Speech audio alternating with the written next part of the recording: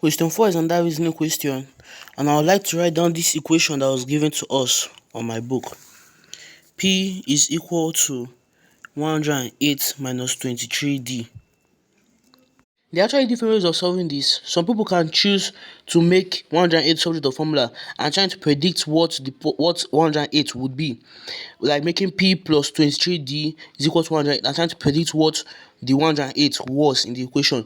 But me, I feel the easiest way to solve this is to make D equal to 0, because if D is equal to 0, that means the number of days that Katie has worked fixing phone will be 0.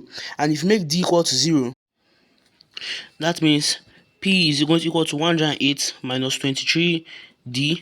P is going to equal to 108 minus 23 times 0, rather bracket 0.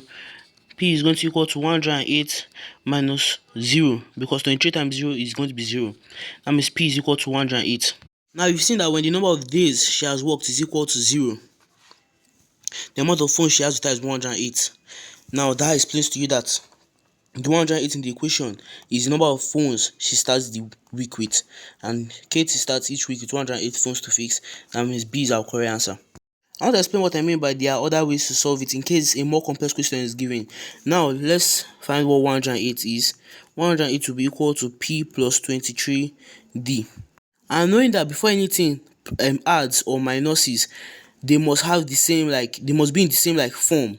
That means if P will be phones, before they can add or minus, 23D must be phones too.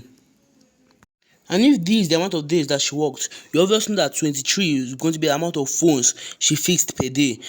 That means in general that P is the amount of phones that she has with her, and 23D is the amount of phones she has fixed. That means 108 is the total amount of phones that she started with. That means the answer is still B. Stay excited.